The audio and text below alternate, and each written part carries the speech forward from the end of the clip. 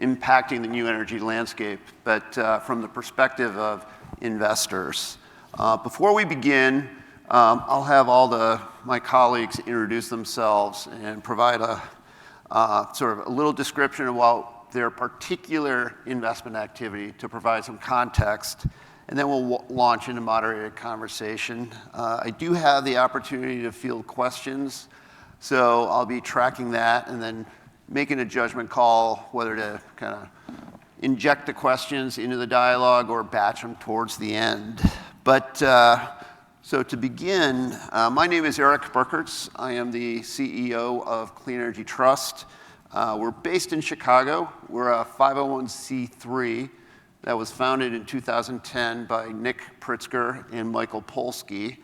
And our mission is to commercialize high potential energy and resource efficiency technologies. So we make seed investments. We're typically the first money into companies. And then we engage in full contact support of those companies to help them scale and raise additional capital. Since 2014, we've made 31 investments. We've had 4 profitable exits. The proceeds we recognize from those exits, we reinvest into future companies as part of an evergreen fund structure. And then we've had a few companies go dark, and then the remainder are all advancing their businesses at kind of varying paces. So that's Clean Energy Trust. What I'd like to do is maybe move down the line, and Ramsey, do you want to provide some context in who you are and what you do? You bet. Thanks, Eric. And thanks to Green Tech Media for having me here today. Really delighted to be part of this panel. So I'm Ramsey Huntley with Wells Fargo. So at Wells, I manage our clean technology and innovation philanthropy programs. And so you're probably wondering kind of how that fits in here. And so the Wells Fargo Foundation has a commitment to deliver on environmental sustainability, in particular in support of, as my title would imply, clean technology and innovation. And our flagship program for that is a program that we run in partnership with the National Renewable Energy Laboratory called the Innovation Incubator, or IN2. And so IN2 is meant to, I suppose I would best describe it as fill some gaps, and in particular focus on some of the proverbial valleys of death within the investment landscape in support of clean tech. So it's a 3-pronged program, and we can talk about it a little bit more here as we work through it. But just to give a quick high level, 3 different kind of major aspects of the program. One being identification of promising technologies. So we work with a number of channel partners. Now it's almost 60 incubators, accelerators, and universities across the country to identify promising technologies in the areas that we're seeking companies to bring into the incubator. In particular, we focus on energy efficiency within the commercial building space, as well as agricultural technology, and soon also to move into the housing sector as well. And so those channel partners help us identify promising technology. We select companies for each cohort, and then when a company is selected, they receive services at the national laboratory to validate their technology. And so they spend anywhere from 12 to 24 months working at the lab on particular challenges, utilizing the assets of the lab. And then, once they move out of that phase, they have an opportunity to beta test and demonstrate their technology with Wells Fargo and actually move into a pre-commercial relationship to move that into scale, but also to show their ability to work with a large vendor, or I should say a large client like ourselves. And so the whole point here is to really try and find some ways to support the ecosystem and scale promising technologies rapidly. So again, thank you for having me. Great. Rishi? Good morning, everybody. My name is Rishi Bakar. I'm with Tenasca, one of the largest privately owned IPP in the US. We have about 10 gigawatts of generation that we own and operate. And we have 2 large businesses, gas marketing and power trading. We are the 3rd largest gas trader, again, in the North American market. And on the power side, we provide energy management services, trading, scheduling services to about 65 gigawatt of generation, again, mostly in the North American market. I'm on their corporate venture side, looking at both innovation and investments. This is a fairly new initiative that we began about 18 months ago. We made a couple of investments as part of that initiative, and hope to continue to do that. Morning. My name is Wade. I'm with Plug and Play. Plug and Play is an active early stage investor, one of the most active investors in the Valley. Secondarily, we made about 220 investments as of 2018. Our ticket between $50,000 up to $500,000. We rarely lead around. We typically find lead investors. What I'd say is our first and foremost activity. Secondarily, we are a corporate innovation platform. We partner with about 300 large corporations in 32 locations globally. And we try to pair them up with startups that can help them solve their challenges. So we run 12 what we call industry agnostic, stage agnostic corporate innovation platforms. So I lead our energy and sustainability platforms. We started about 3 years ago. We started to be a little active in the utility space. So today we work with about 25 large energy companies that are distributed in China, Europe, US. And we work with them to find technologies that can help reduce the cost of operations or increase efficiency of their activities, and also look into new products and services that might be helpful from a customer service or concierge perspective. So I'm excited to be here. Thanks for inviting. Looking forward to the discussion. Thanks. My name is Ashwin. So a couple of years ago, I attended Grid Edge for the first time, and I had the chance to talk to another exec that was here. And he told me a couple of things as I was describing to him what I was doing in terms of investments. He said the key thing, he said two things. The first is just remember that clean tech isn't what it used to be. It's expanded significantly since the early days, and there are many entrepreneurs that are still working on physical infrastructure products, but there are a lot more that are taking advantage of data and technology and analytics to deliver fantastic value for shareholders. And then the second thing that he said was to think about how technology would really enable the energy transition. That's really what we've been doing for the last 2.5 years at Evergy Ventures. We've done 16 investments in the last 2.5 years, led many rounds for different startups in the space, as well as participated with some of the names that Elta was presenting earlier today. Our typical check size is $3 to $5 million, and happy to talk to entrepreneurs here that are raising capital and are interested in talking to the utility itself today. Thanks. Great. Well, thank you, Ashwin. So, no surprise. I mean, there's just dramatic transformation taking place in the sort of on the utility landscape, and the technological innovation going on is taking place all along the value chain from generation through the end consumer. But kind of from your respected vantage points as investors, what are you really excited about? We saw some of the trends a few minutes ago in terms of where the investments are taking place and who's making them.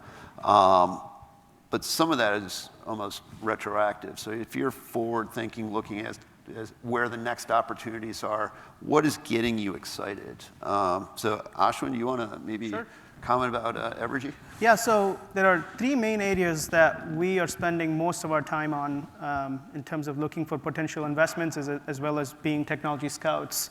The first is around the digital transformation that's happening at the utility itself. There's a lot of low-hanging fruit there in terms of predictive maintenance, predictive analytics, as well as just implementation of sensors and data analytics across the value chain there.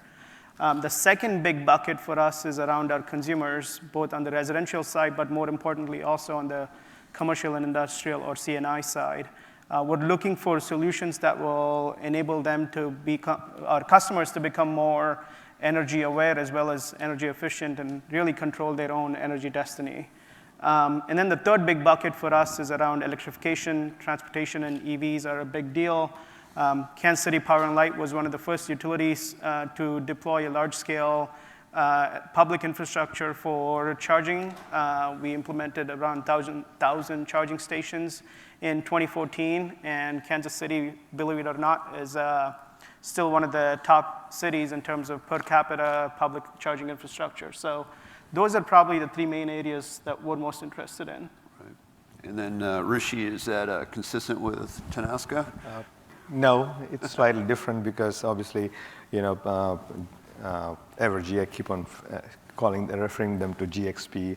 That's how I know them from.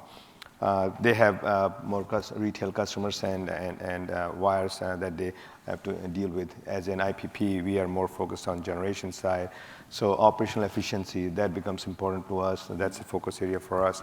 But similar to what Ashwin was saying, I think for most of us, electrification of vehicles, that's an important area. Less about vehicles, but more about the charging infrastructure and the ecosystem that goes along with it. And secondly, also it's important, not directly for us, but where the demand side is going, where the customers and consumers are going in terms of not only their use of electricity, but how they're using electricity and how that's shaping the demand side of electricity. So that's, again, an important aspect of it. And I think we also are interested in blockchain, but that's a four-letter word right now.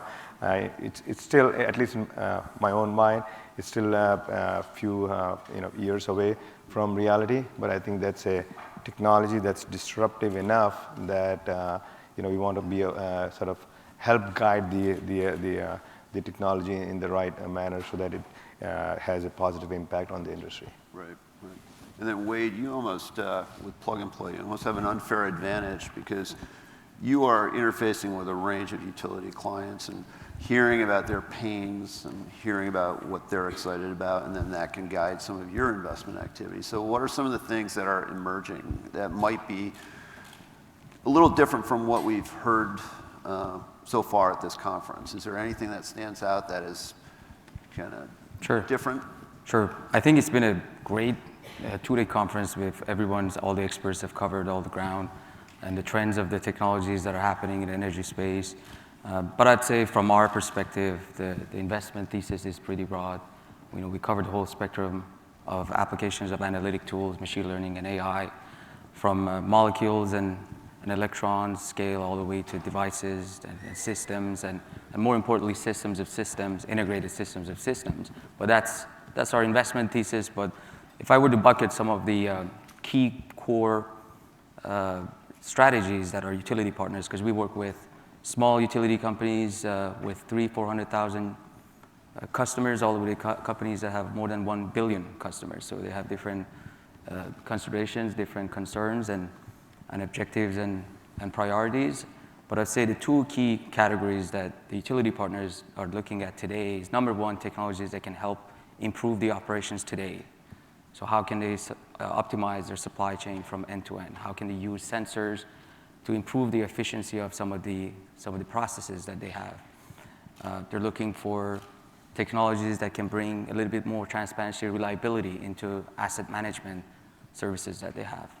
So we've seen companies that come from all over the world that find cool applications of these sensors that can defer the maintenance of some of the expensive assets that exist in utilities, some cool technologies that aggregate data and creates new metrics that can inform dialogues on how to optimize the productivity of these assets. But that's number one bucket. And then secondarily, as we've heard yesterday, and we're going to hear more and more today, are technologies that are emerging. So around electrification of transportation, general electric vehicles, distributed energy resources, virtual power plants. We have about 850 startups that we've invested in the past few years, and quite a few number of startups are in the mobility space. And we see a lot of applications of analytics for increasing cybersecurity. We're looking at startups that can help create replicas of all the data that's coming into the enterprise architect, and then create a very risk-free form of those files that are coming into these assets. But I'd say these two key categories that we see are a fair statement of what our utility partners are looking at today. But we try to align our investment practices with the needs and interests of the utility partners that we work around the world. But as you can imagine, they speak different languages, they move in different speed, and this is a topic of conversation today that we can cover later. Right. So when you look at the range of technologies sort of at play, there's a pretty broad range of investment considerations. So on one end of the spectrum, you may have, hardware or sort of advanced materials or science-based innovations.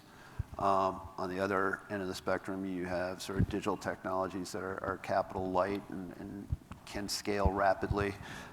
So how do you, as investors, how do you balance those different risks, the different time horizons, the different capital requirements between some of the, call it deep tech innovations versus the more capital like digital innovations?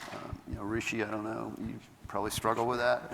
Sure, yeah, it's a constant debate. One of the things which is challenging is, especially if you're selling to utility, it's a longer time horizon, longer time frame.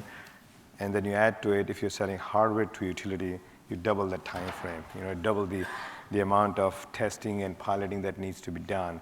So generally, it's I won't say avoid those kind of investment, but that's a sort of a concern that we need to understand. Is it a pure product that goes only in utilities solution toolbox, or is it a broader application? If it's a broader application, then we may be able to sort of overcome some of the hurdles. But if it's solely focused on a utility solution, then it gets harder for us to invest. And that's why when people ask me, what stage do you invest in, I say Series A for a company may be different than a Series C for another company. So we are stage agnostic in that respect because of the differences between hardware, software, the products that you have. And you have to make a case-by-case judgment in those cases, right, that whether you want to invest in them or not. Yeah. And Ramsey, you're seeing sort of both types of technologies come through the IN2 program. And Yeah. I imagine, particularly with your relationship with NREL that's doing some of the testing and validation, there's very different processes involved and workflows. I would say yes, for sure. And building on what Rishi just said there, I mean, our differentiation that we're trying to create is kind of precisely what he was saying, that long sales cycle, long testing validation cycle. Can we manage a program that we take some of that risk out of that process? Because a lot of the challenge within the space is not necessarily the spark of the idea, getting the business off the ground. It's that commercialization valley of death. And how do you de-risk something, particularly in a very risk-averse industry like the utility industry, with a partner that has the actual capability? And the reality on the ground is there are very few partners that are out there that have the capability to truly de-risk, particularly hard tech, both from a knowledge perspective and frankly from a hardware and testing capability perspective, and particularly at a level that a startup can actually access. I mean, it's just very difficult to do. And so we see that as something that's really important to the overall ecosystem when we look at it across the entire value chain. And frankly, I think if we're going to deploy more technology, we need to ramp up that capability. And we're seeing that some, I think, particularly in the battery space, that there are other there are other opportunities for that kind of validation now. But even in that space, there's still a lot of work to be done, irrespective of a lot of the additional true integration. Like the lab has capability to test integration onto essentially how it would perform within a grid type scenario. That's a very unique capability and really important from the perspective of taking things out of the context of a single product and into much more of a system integration type question. So I think it's absolutely vital, and if anything, is only growing in importance. Great. Yeah, Ashwin. Yeah, I mean, I think it's well known that utilities race to be number 2, not number 1, and we're trying to change some of that through our investments inside of our utility by making investments in these companies and enabling them to work closely with the enterprise. We bucket our investments into really 3 or maybe a couple of categories. One is how close is the business to our core utility operations? Can they help us right away? And can we look for partnership opportunities right away? And then that investment is viewed much differently from an eyes and ears type of investment, which is much more of a moonshot type idea, but still one that we'd be very interested in investing, but just a different risk profile. So. Great. If I may add one comment here.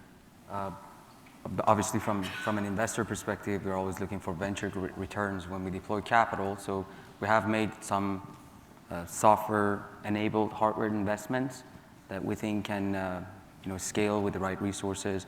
But I'd say whether it's a hardware or software solutions, some of the challenges that we see in our utility practice is that none of our partners are able to convert anything within the first 12 months, for 12 to 18 months. So half of our job is to facilitate a successful journey for these startups by reconciling all the constituencies internally and finding the right channels in these large corporations, whether they have these R&D facilities or test beds. We work with the heads of business units, and we inform them of some of these technologies that exist, and hopefully through their direct engagement with these companies, they can expedite the process of testing out these solutions, whether it's a pilot projects or a proof of concept that can validate the solutions. Hopefully, then they can show the greater value offerings to some of the other utilities around the world. Yeah. No, I mean, from where we sit, it's clear that there's almost a need for a different investment model for, whether it's looking at innovations in energy storage or other types of hardware or advanced material like perovskites for solar panels. So, you are seeing some of that emerge with Breakthrough Energy Ventures, which is a Bill Gates-led initiative. I think they have a 20-year fund horizon compared to a typical 10-year fund horizon in recognition of the need of just the difficulty and the long time horizons with some of these technologies. So interesting. Well, I've got a question from the audience. I think it was unavoidable, but on blockchain. What are your perspectives on blockchain? Are you seeing any interesting use cases or opportunities or business models built around blockchain that are investable? I don't know. I'll take this one first, maybe just a short one. We've been in contact or engaged with a company called VIA Science, and VIA has been working on something called the Trusted Analytics Chain. It really helps to facilitate the transfer of data between multiple utilities. In the past, utilities had to give up all the data to EPRI or to EEI, and they would conduct all the research, and then you would get information back. The utilities are starting to take more control of the data that they have and don't want to really share it. But it's well known that a lot of utilities share the same infrastructure maybe or same common characteristics. And so VIA is enabling the easy sharing of data between multiple utilities to be able to perform predictive maintenance, predictive analytics on that data, but still have full control of it. So that's one that we've seen has been somewhat successful. I can echo Ashwin's comment. I think we became a member affiliate of Energy Web Foundation. It's a consortium out of Switzerland that's basically enabling different use cases of blockchain in the energy industry. But as I sort of said in my opening comment, that it's still ways away. There are use cases from anywhere from peer-to-peer trading to optimizing the trading that we do at the wholesale level. But for that sort of to happen, especially on the wholesale side, you need some push from the regulatory bodies to force some of the counterparties to come. Because even if we want to do blockchain, it's not going to go anywhere because our counterparties are not ready. I mean, as an example, in the gas industry, EDI was, not mandated, but was used 20 years ago. Still, about 60% of transactions are over Excel or phones. So if an industry is such a ways behind in just using electronic exchange, then you can imagine how fast they'll adopt blockchain. Yeah. Then on the other spectrum, peer-to-peer trading, I don't think so it happens anytime in the next decade, but that's just my opinion. There are other companies that feel that peer-to-peer trading is just a few years away. Yeah. And Wade, are you seeing plays in that area? I agree, and I don't want to be disruptive, but we're a little biased. About 4 or 5 years ago, we started a financial services division. Now we work with some of the 50 largest banks and payment companies, and we've done quite a number of investments in cryptocurrency and blockchain applications for the finance sector, which we think has made beachhead. and a lot of folks are asking about the implications of these technologies in the energy sector. So the past 2 years, we kind of focused on the applications of these technologies that can help bring traceability and transparency, reliability in the supply chain of the not only electric utility sector, but also oil and gas, where we work with likes of Exxon and Chevron, BP, Phillips 66, which we think they're ready to kind of test out some of these solutions. But we've heard about transactive energy today, yesterday, and I think as everyone agrees, we're still a little behind until we get to that point that blockchain can scale its applications into the energy space. We made investment in a company called Data Gumbo in the smart contract space, which we think is really interesting, and they're getting a lot of attention from the oil and gas companies. Another company called Chronicle that we, again, in the smart contract space that optimizes a lot of the payment between the vendors and suppliers of some of these energy companies. Very interesting area. I think investable companies are out there. It's just a matter of testing them out quickly, early on, find out whether they should focus on it, and if it's a yes, how can they structure that through a master service agreement with the shared objective of commercializing that in a 12 to 18 months turnaround. So there's actually a couple questions that have come in around sort of grid automation and also the digital layer that actually connects hardware and software. And it seems like there's interest in hearing perspectives on whether there's interesting plays there from from what you're seeing. Are there some interesting companies playing in that grid automation space, connecting hardware, software, interfacing with the market, taking in price signals and other data? So I can go. Yeah. I think there are definitely some interesting companies that are doing some very interesting work in terms of planning and optimizing grid, how it sort of reacts to different additions of DERs and storage. But I think we are one step removed. I think Ashwin probably is more closer to being a utility in terms of how they plan for the future of the grid, if you will. So that's. But at the same time, also there's some challenges in terms of their companies that are looking to, I guess, enable not peer-to-peer, but kind of automated wholesale trading, optimizing the grid solutions that are coming, grid generation that's coming on at a distributed generation side. I think that's still quite a ways away. I think there's a lot of interesting work that's getting done in that space. But I think there are a lot of challenges. I think there are point solutions, the companies that come up with one or two solutions that work in one or two scenarios. But as a general, grid is fairly complex, and it's not homogeneous. And when you talk about grid, it's not a grid in the U.S.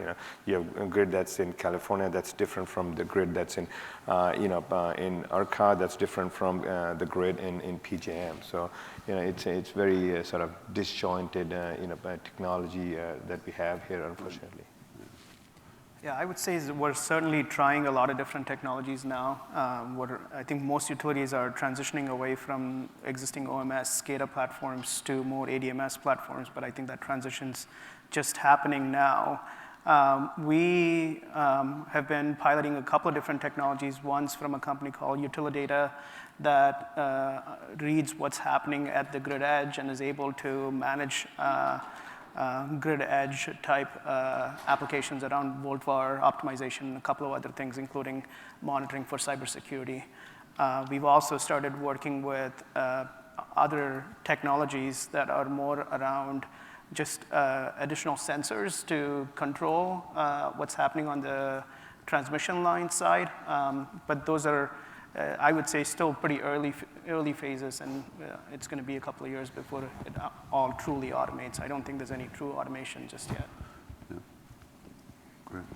If I can add, so we as we see the grid becoming more decentralized all over the post, regardless of the regulatory landscape, we are pretty fascinated to see the technologies at the intersection of different sectors. So when you look at, for example, our real estate and construction division, we work with some of the largest real estate developers, construction companies, property owners that are now working with utilities to find technologies that can help use these assets as whether it's in energy storage or in our mobility practice. We see some of the largest car companies, automotive makers, manufacturers, suppliers that want to integrate their solutions with utilities so they can better leverage some of the applications of AI and machine learning solutions that, as the colleagues mentioned here, how can they optimize some of the current assets without having to build new infrastructures, without having to deploy large amount of capital? How can they integrate data and come up with insights to use these assets? So those are the areas that we are interested in as investors. Great. Yeah, and I think we see maybe a little bit, from the other side, particularly within the building and energy efficiency type perspective, but much more of an interest in how does that tie into the larger relationship out onto the grid. Whether it's to Wade's point, like low capital type investments one could do to make some pretty significant upgrades that have an energy efficiency opportunity, but also frankly have a better data capability, right? So I think about something we've seen like Software Motor Corp, where it's a super efficient motor, targeted in many cases towards like HVAC applications.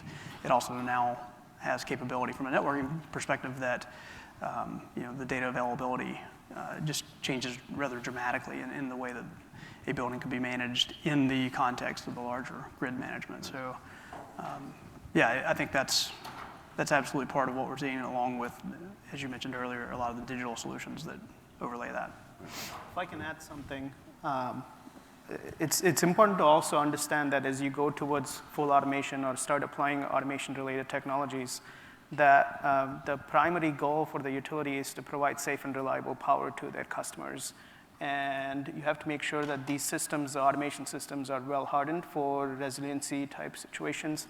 You have a storm come through, whether it's a tornado or a wildfire, if the communication networks are down, then the ability to actually communicate with these grid edge assets becomes harder, and all the automation that you've put in place essentially isn't worth much. So it's important to make sure that as you think about automating all these platforms, to also keep that resiliency perspective and the hardening perspective before you go full-blown into these technologies. Great. Got a question from the audience, which wanting to hear some war stories. What have been some of the things that have gone wrong, that kind of where the investment thesis just didn't play out, or there was a structural change in the market or in the industry that kind of blindsided perhaps one of your investments? Usually I would take a punt on something like this, but I think this trade war, that's thrown a wrench in a couple of, there was an investment that we were working with early last year, and we were talking about tariffs and stuff like that. So it was in our mind when we started looking at this companies as an investment, and they had operations both internationally in China and in the U.S. And as our sort of diligence sort of dragged on, and it became more and more apparent that tariffs will be a reality, that's a risk that you can't put it in a box. It's sort of binary in the sense that either you have tariffs, maybe 10%, 25%, or you don't. And at that point in time, we sort of pulled out of that sort of investment because of this sort of curveball that nobody was talking about 24 months ago. So it came out of nowhere, and and if we had made that investment, we would have said, okay, we did it with the best of intention as far as we knew what we knew at that point in time, and we would have probably not done as well as our investment thesis said. But it's so when you're making these investments, there's always a risk of a black swan type event that can always throw a wrench into it, and that was an interesting one that's recently still in my mind. Yeah. So So I would say there's always a level of risk associated with this. You may want to be an early stage investor like us that maybe like 6 or 7% of your companies turn out to be, Dropbox and lending clubs and others of the world, and then some of the other technologies fail. And we know it from the get-go. So we know that the technologies will pivot and will fail over time as they see different challenges from the regulatory perspective. You mentioned earlier about the companies that weren't able to make it to the finish line on your end. And we also see some catastrophic events that happen. So companies like PG&E that got hit by wildfires, ever since they shifted their focus areas. Instead of talking about the trends that we're talking now, they're spending a lot of time with insurance companies to see how they can do joint ventures and learn from the perspectives that they have to better manage their supply chain resources, their vegetation resources, their information management. So I'd say there are changes along the way, and utilities are historically risk-averse companies. And depending on what level of urgency exists and what bleeding edge technologies you want to bring into the business, you would pick and choose the battle you want to go with. An area for us that's been interesting, I think everyone around here would recognize this. Storage has been coming for the last several years. It really hasn't kicked off in a big way. And there's a lot of storage-related technologies that I think have been somewhat hard for us to process and invest into. One specific area is DERMS. I think we've seen a lot of transactions, and I think Alto was talking about investments.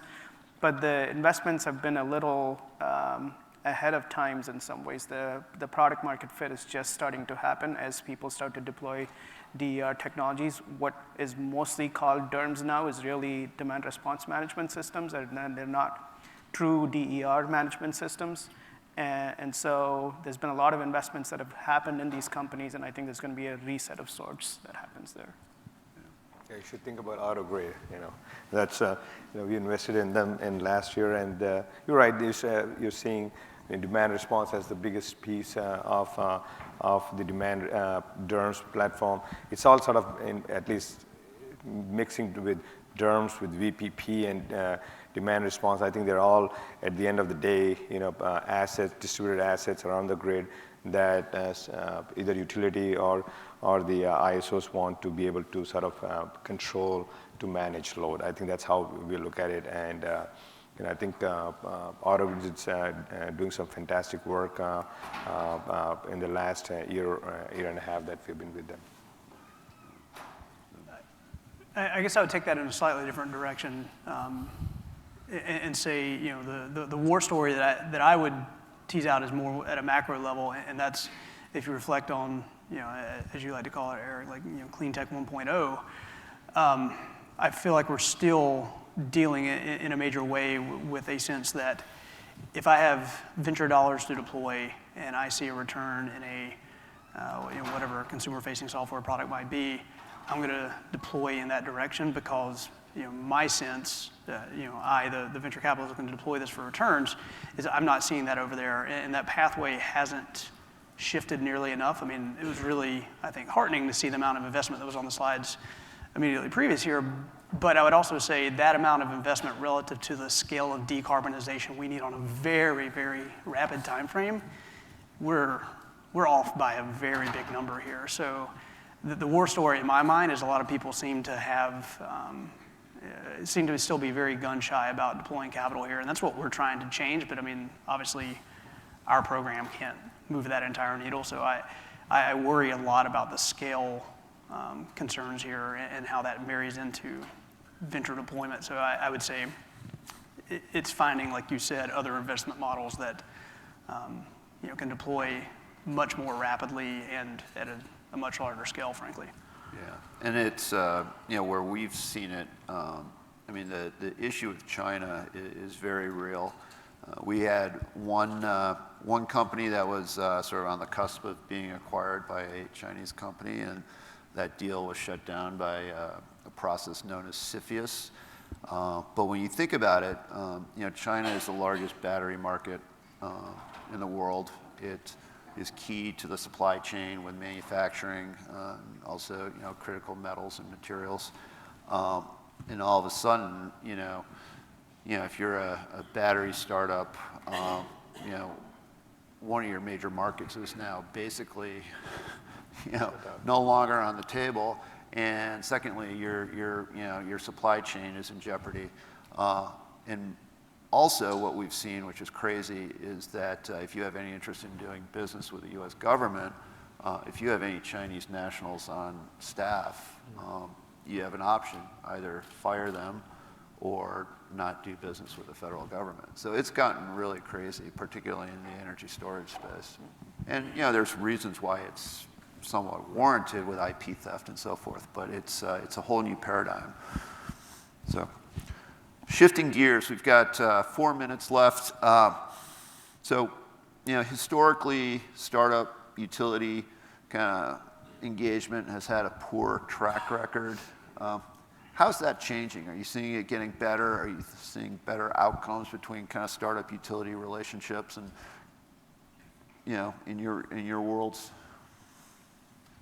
I think so, yeah. I mean, go ahead. Yeah. No, I do believe, I think so that's, utilities are getting more forward thinking, and Ashwin is a good example of, you know, leading the utility side on that. IPPs are getting more interested in as you saw in the last presentation, you know, strategic utility, we bucket ourselves as an IPP, which is slightly different, but still we are strategic investors.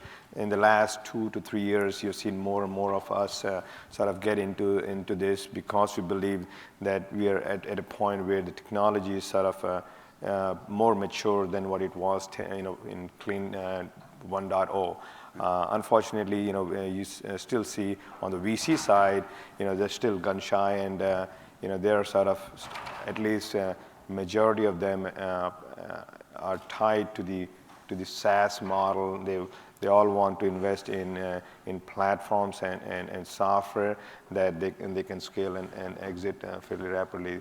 Less and less venture-is interested in taking any real technology, and that's what you know, Ramsey was saying earlier. Is you haven't seen that step up happening to account for all the greenhouse gas that we need to sort of reduce over the next couple of decades.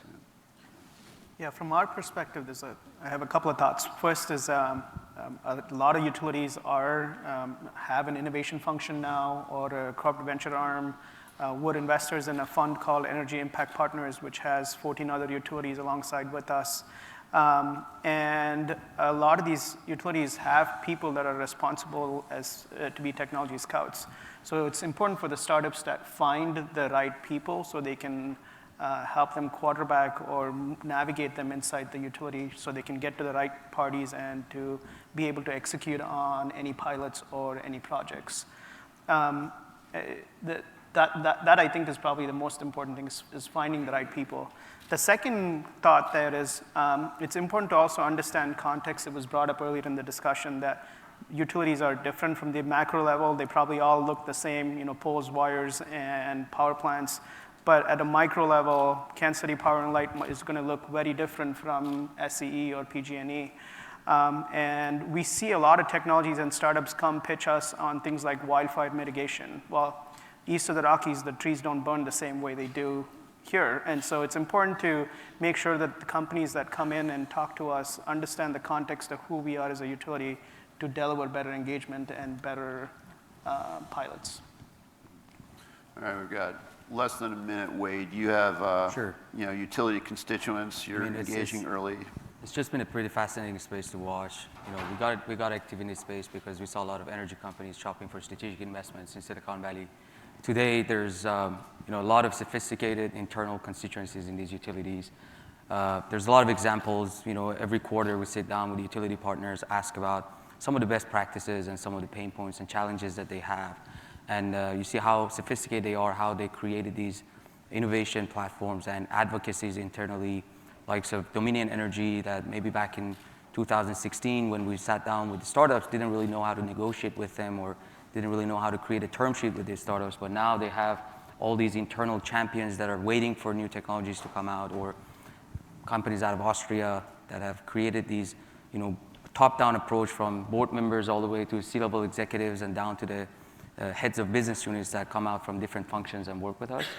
So I think in the next 2 or 3 years, we're up for a great engagement between startups and utilities around the world. Yeah. Great. All right. Well, that's time for us. Kind of the last word, building on what Wade said. I think, Exelon. I think they were on the named as one of the Fast Companies, most innovative utilities, or companies in the world, which is kind of crazy to think about a utility being on that list. So it's kind of indicative of the change taking place, which is all positive. So thank you very much. So. Thank you.